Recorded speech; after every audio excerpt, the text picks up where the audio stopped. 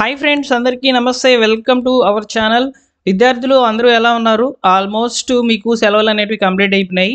ఇప్పుడు తాజాగా స్కూల్స్ అనేటివి ఓపెన్ అయితే కాబోతున్నాయి. ఇక్కడ గుడ్ న్యూస్ వచ్చేసి మీకు అందరికీ కూడా తెలిసే ఉంటుంది. తల్లికి వందనం పథకానికి సంబంధించిన నిధులను నారా చంద్రబాబు నాయుడు గారు కంప్యూటర్ బటన్ నొక్కి విద్యార్థుల యొక్క తల్లి యొక్క ఖాతాల్లోకి అయితే జమ చేయబోతున్నారు.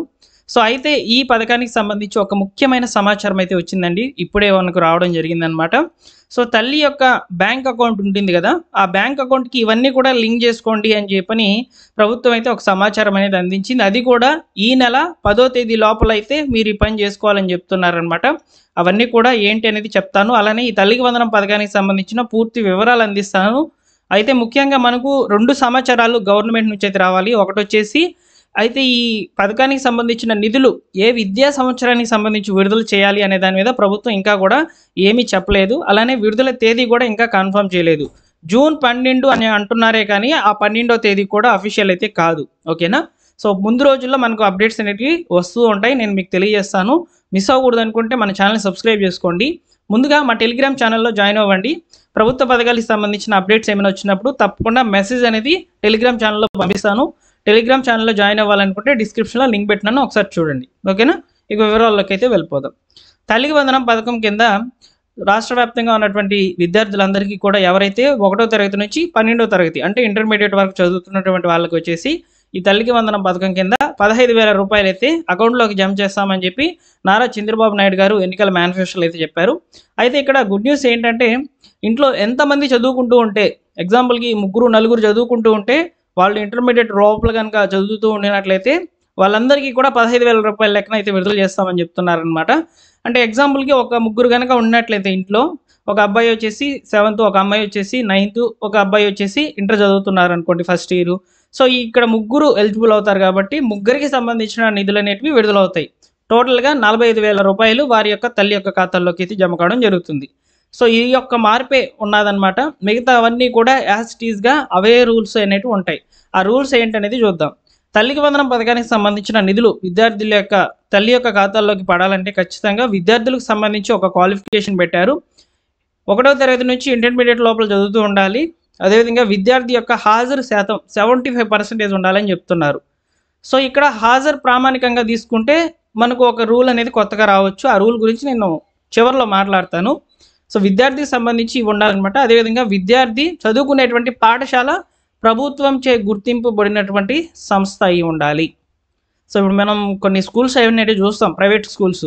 అవి ఏముంటాయి? ఆంధ్రప్రదేశ్ గవర్నమెంట్ చేత గుర్తింపబడినటువంటి సంస్థ అని ఉంటుంది అనమాట. అంటే ఆ బోర్డు మీదే ఉంటుంది. సో ఇలా ఉన్నటువంటి పాఠశాలన్నిటికీ కూడా గవర్నమెంట్ పాఠశాలకి యాజ్ ఇట్ ఈస్గా వస్తుంది. రెసిడెన్షియల్స్ పాఠశాలకి, అదేవిధంగా గవర్నమెంట్ పాఠశాలకి, వీటన్నిటికీ కూడా వస్తుందన్నమాట ఈ పథకం. ప్రైవేట్ స్కూల్స్ ఏవైతే గవర్నమెంట్ చేత గుర్తింపబడినటువంటి లైసెన్స్ పొందినటువంటి ప్రైవేట్ సంస్థలు అయితే ఉంటాయో వాటిలో చదువుతున్నటువంటి వాళ్ళందరికీ కూడా ఈ తల్లికి వందనం పథకం అనేది రావడం జరుగుతుంది. 15,000 రూపాయలు. ఓకేనా? ఇవి విద్యార్థులకు సంబంధించి. నెక్స్ట్ తల్లికి సంబంధించి నేను చెప్తాను చూడండి.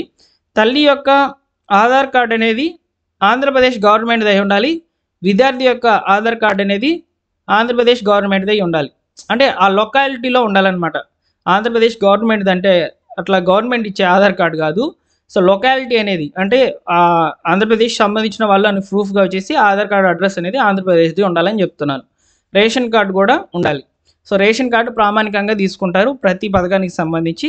So ration card compulsory.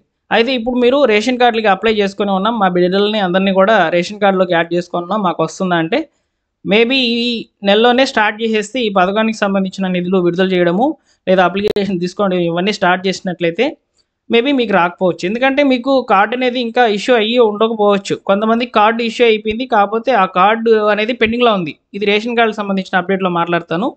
So కాబట్టి తల్లికి వందనం పథకానికి సంబంధించి నిధులు పొందాలంటే ఆధార్ కార్డు, రేషన్ కార్డు 2 కంపల్సరీగా ఉండాలి. అలానే ముఖ్యంగా మ్యాపింగ్. ఇక్కడ హౌస్ హోల్డ్ మ్యాపింగ్లో విద్యార్థి, తల్లి ఇద్దరు కూడా ఒకే మ్యాపింగ్లో ఉండాలి. విద్యార్థి ఒక చోట, తల్లి ఒక చోట ఉంటే మీకు ఈ పథకానికి సంబంధించిన నిధులు అనేవి రాకపోవచ్చు.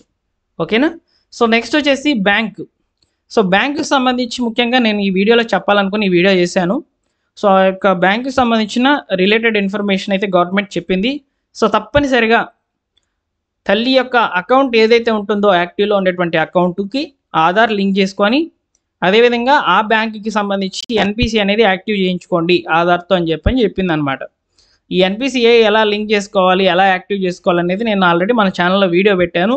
సో అది మీరు చూసి మీ మొబైల్లో చేసుకోవాలనుకుంటే డిస్క్రిప్షన్లో అయితే ఇస్తాను ఆ వీడియో లింకు. తప్పనిసరిగా ఒకసారి చూసి మీరు తప్పనిసరిగా ఫాలో అయ్యి యాక్టివ్ అయితే చేయించుకోండి. ఓకేనా? సో ఈ రూల్స్ అన్నీ కూడా ఉన్నాయి. అంటే ఇంకా 6 స్టెప్ వ్యాలిడేషన్ ప్రకారం వెరిఫికేషన్ ఇవన్నీ కూడా యాజ్ ఇట్ ఈజ్గా అయితే ఉంటాయి. ఎలాంటి చేంజెస్ అయితే లేవన్నమాట. కాకపోతే హౌస్ హోల్డ్ మ్యాపింగ్లో ఇద్దరు తల్లి విద్యార్థి ఇద్దరు కూడా ఒకే మ్యాపింగ్లో ఉండాలని చెప్తున్నారు. ఇక్కడ వరకు రూల్స్ గీల్స్ అన్నీ కూడా తెలిసిందే మనకి అన్నీ కూడా. నెక్స్ట్ చూసుకున్నట్లయితే గవర్నమెంట్ నుంచి అఫీషియల్గా 2 ఇన్ఫర్మేషన్లు కన్ఫర్మ్ కావాల్సి ఉంది. ఒకటి వచ్చేసి తేదీ, ఈ పథకానికి సంబంధించిన నిధులు విడుదల చేసేటువంటి తేదీ ఇంకా రాలేదు. అయితే మనకు జూన్ 12వ తేదీ అని అంటున్నారు కదా, పేపర్లలో వాటిల్లో వస్తుందని చెప్పి అంటున్నారు కదా. సో దానికి సంబంధించి మీరు ఇచ్చే సమాధానం ఏంటని మీరు నన్ను ప్రశ్నించినట్లయితే, జూన్ 12వ తేదీన చాలా కార్యక్రమాలు అనేవి ఉన్నాయి. ఇందులో తల్లికి వందనం ఉంది, అదేవిధంగా అన్నదాత సుఖీభావ ఉంది, అదేవిధంగా ఇళ్ల పంపిణీలు ఉన్నాయి, అంటే ఇళ్ల పట్టాల పంపిణీలు ఉన్నాయి. ఇలా చాలా కార్యక్రమాలు ఉన్నాయి జూన్ 12న. ఎందుకంటే ఆంధ్రప్రదేశ్ ఈ యొక్క ఇప్పుడు మనకు ఎన్డీఏ కూటమి ఏర్పడి సంవత్సరం అయితే అవుతుందన్నమాట. సో అందువల్ల ఈ కార్యక్రమాలన్నీ కూడా చేయాలని ప్రభుత్వం అయితే నిర్ణయం తీసుకుంది. కాకపోతే మనకు ఈ పథకాలకు సంబంధించిన నిధులు అనేటివి జూన్లోనే విడుదలైతే కావు. ఆగస్టు లేదా సెప్టెంబర్ వరకు టైం పడే అవకాశం అయితే ఉంటుంది. ఎందుకంటే గవర్నమెంట్ మనకు ఒక తేదీ, అదేవిధంగా ఒక సంవత్సరం, ఈ సంవత్సరం వాళ్ళకి మేము ఇస్తున్నామని చెప్పి విద్యా సంవత్సరాన్ని కూడా ఇంకా ప్రకటించలేదు.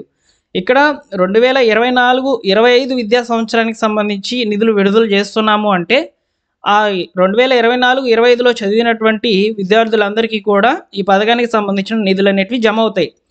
ఇక్కడ బెనిఫిట్ ఎవరికి వస్తుందంటే ఇంటర్మీడియట్ కంప్లీట్ అయిపోయి డిగ్రీ లేదా బీటెక్ ఇంజనీరింగ్ చేస్తున్నటువంటి విద్యార్థులకు కూడా తల్లికి వందనం పథకానికి సంబంధించిన నిధులు పడతాయి. ఒకవేళ 2025-26 విద్యా సంవత్సరానికి సంబంధించి అని చెప్పినట్లయితే ఇక్కడ ఇంటర్మీడియట్ కంప్లీట్ అయిపోయి డిగ్రీ లేదా ఇంజనీరింగ్లో చదువుతున్నటువంటి విద్యార్థులకి రాదు. మీరు గమనించారా ఈ విద్యా సంవత్సరాలకు సంబంధించి? సో కాబట్టి గవర్నమెంట్ ఏ విద్యా సంవత్సరానికి సంబంధించిన నిధులు విడుదల చేస్తామని చెప్పి క్లారిటీ అయితే ఇవ్వలేదు. త్వరలో రావచ్చు, నేను తప్పకుండా వీడియో అనేది చేస్తాను. ఓకేనా? 2025-26 విద్యా సంవత్సరానికి అని చెప్తే 1వ తరగతికి విద్యార్థులు అనే వాళ్ళు చేరుతారు, వాళ్ళకి బెనిఫిట్ అవుతుంది. ఇక్కడ కొంతమందికి బెనిఫిట్ అవుతుంది, కొంతమందికి లాస్ అవుతుంది అన్నమాట ఈ పథకం అనేది. సో గవర్నమెంట్ ఇచ్చే అప్డేట్ ప్రకారమే ఇక్కడ మనకు నిధులు అనేవి విడుదల అవుతాయి. జూన్ నెలలోనే విడుదల చేస్తామని గవర్నమెంట్ ఎన్నిసార్లు చెప్పినప్పటికీ కూడా నిధులు అయితే విడుదల కావు. నేను మీకు పక్కాగా చెప్తున్నాను. సో మీరు జూన్ 12వ తేదీ ఒకవేళ విడుదల చేస్తే మీరు మన ఛానల్ ఫాలో అవుతున్నట్టే అని సబ్స్క్రైబ్ చేసుకోవచ్చు. ఓకేనా?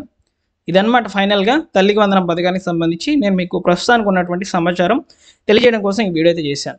ఓకేనా? Thank you for watching.